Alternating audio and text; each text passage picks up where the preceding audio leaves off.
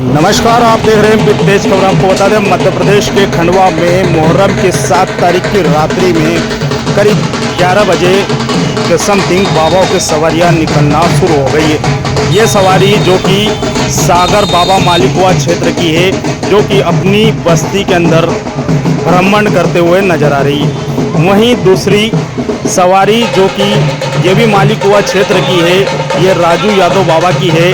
ये भी अपने क्षेत्र में भ्रमण करते हुए नजर आ रही है। शहर में रात्रि में चलेगा बाबाओं की सवारियों का कारवां। हम आपको एमपी तेज खबर पर अपडेट कराते रहेंगे।